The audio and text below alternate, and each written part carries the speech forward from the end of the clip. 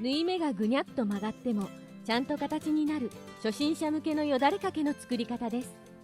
型紙はサイトから無料でダウンロードできます。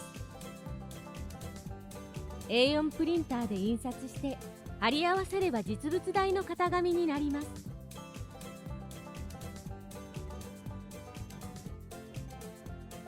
ざっくり切り出してから細かく切ると切りやすいですよ。できるだけ部品を小さくしてから切り出すのがコツです。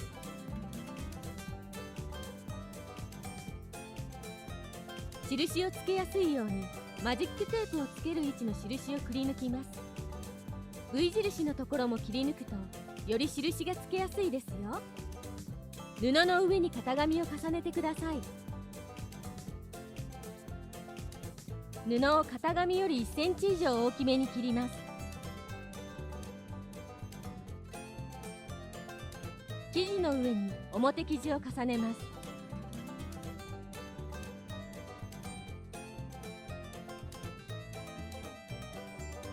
表生地より少し大きめに裏地を切ります。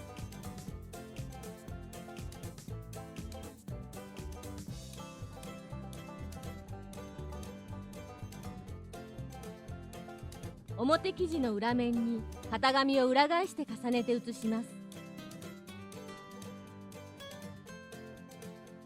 タコペンで生地の縁をなぞります。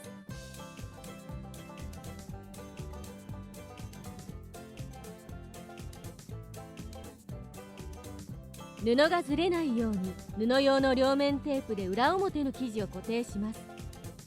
事務用の両面テープは布に貼るとすぐに剥がれるので布用の両面テープを使います。縫い目にかからないようにできるだけ端っこや縫わないところにテープを貼ってください。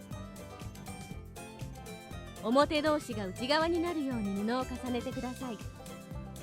両面テープの剥離紙を剥がして布を固定してください。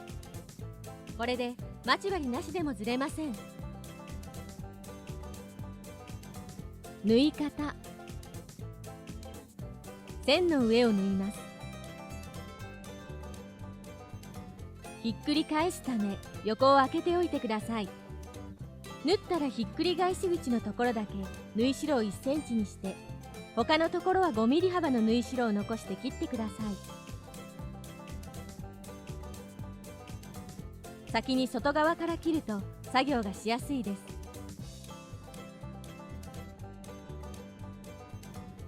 外向きのカーブは V の字に切り込みを入れてください。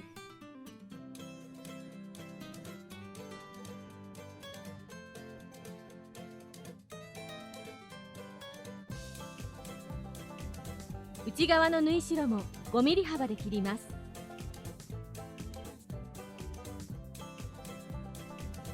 内側のカーブは縫い目の1ミリ手前まで切れ目を入れます。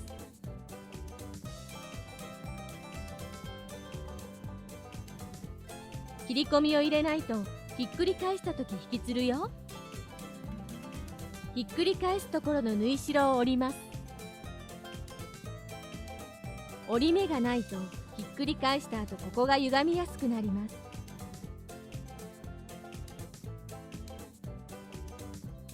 表側にひっくり返します。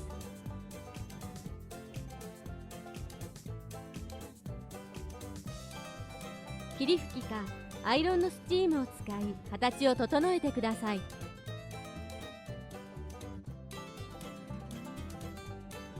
端から5ミリのところを縫ってください。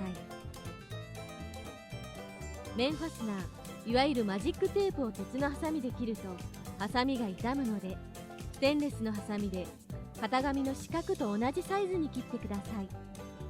当たっても痛くないように角を丸めます。両面テープを1センチ ×3 ミリの長方形に切ってください。面ファスナーの中央に貼ります。短い方の表と長い方の裏に貼ります。面ファスナーの端から2ミリくらいのところを縫ってください。ニットなどは特に縫う時にずれやすいので、先に縫ってから形に切るのがポイントです。この動画の内容は覚えなくていいんです。見てもわからないというのは理解する能力がないからではなく、頭で想像するための材料、情報が足りないだけなんです。だからその情報を増やすためには、覚えるのではなく、実際に作業をしながら動画を一時停止して同じように真似をしてみてください。手を動かすのが先です。情報が揃えば理解は後からついてきますよ。もっと洋裁のことを知りたい、いろいろ作りたいという方は洋裁工房をフォローしてね。